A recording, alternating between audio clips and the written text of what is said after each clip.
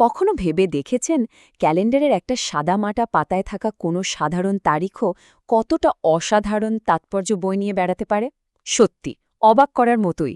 চলুন আজ আমরা এমনই এক তারিখের গভীরে ডুব দেব।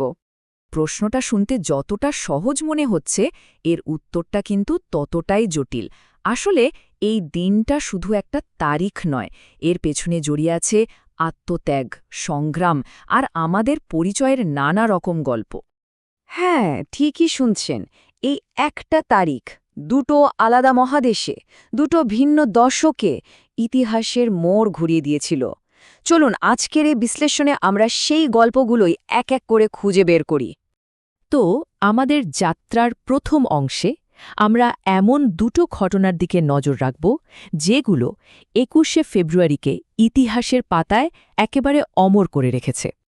দেখুন, একই তারিখ কিন্তু মাঝখানে ১৩ বছরের ব্যবধান।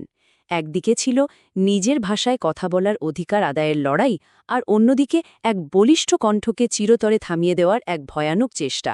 দুটো ঘটনায় কিন্তু বিশ্বজুড়ে অধিকার আদায়ের সংগ্রামের প্রতীক হয়ে আছে। প্রথমে আমরা সেই ইতিহাসে ফিরে যাব যা আমাদের আত্মপরিচয়ের সঙ্গে একেবারে ওতপ্রোতভাবে জড়িয়ে আছে। সেটা হলো আমাদের বাংলা ভাষা আন্দোলন। তখন ঢাকায় ছাত্ররা নেমে এসেছিলেন রাজপথে। তাদের দাবি ছিল একটাই, মাতৃভাষার অধিকার চাই।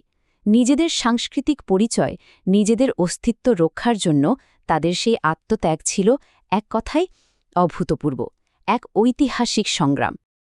আর এই ঘটনাটা কিন্তু শুধু কোনো ভৌগোলিক সীমানার মধ্যে আটকে থাকেনি। নিজের ভাষার জন্য এমন ভালোবাসা, এমন আত্মত্যাগ, এটা পুরো বিশ্বকে একটা নতুন বার্তা দিয়েছিল। আর এর স্বীকৃতিও কিন্তু মিলেছিল বিশ্বজুড়ে।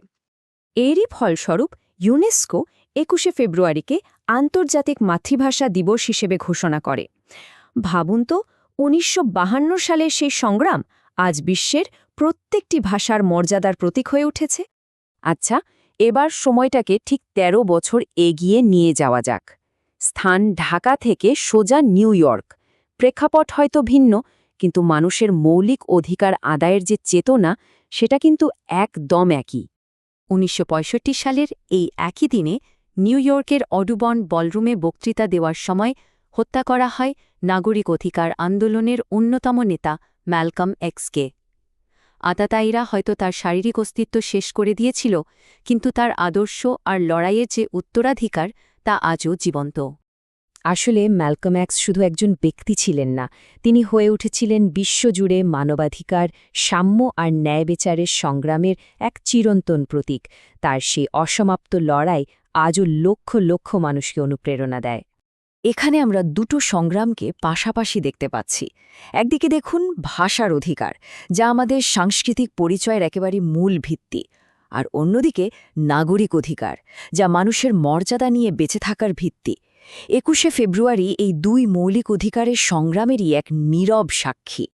আধুনিক ইতিহাসের এই সংগ্রামগুলোর কথা তো আমরা জানলাম, কিন্তু ২১শে ফেব্রুয়ারির তাৎপর্য কি শুধু বিংশ শতকের এই ঘটনাগুলোতে সীমাবদ্ধ, নাকি এর শিকড় আরও অনেক গভীরে, মানব সভ্যতার প্রাচীন বিশ্বাস আর নানা আখ্যানের মধ্যেও জড়িয়ে আছে?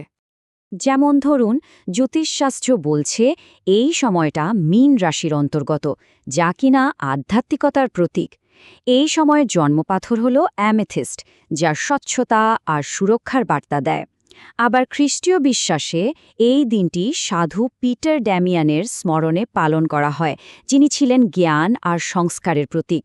তাহলে কি দেখা যাচ্ছে, ইতিহাস, সংগ্রাম, বিশ্বাস সবকিছু যেন অদ্ভুতভাবে এই একটা দিনে এসে মিলে যাচ্ছে। চলুন এবার সব সূত্রগুলোকে এক জায়গায় এনে এর আসল তাৎপর্যটা বোঝার চেষ্টা করি। এই সোর্স ম্যাটেরিয়ালের একটা লাইনই হয়তো পুরো ব্যাপারটা পরিষ্কার করে দেয়। ২১শে ফেব্রুয়ারি আমাদের এটাই দেখায় যে একটা দিন কিভাবে মানব অস্তিত্বের এতগুলো দিককে, সংগ্রাম থেকে শুরু করে আধ্যাত্মিকতা পর্যন্ত, এক সুতোয় বাঁধতে পারে। একদম, এটা শুধু একটা তারিখের চেয়েও অনেক বেশি কিছু।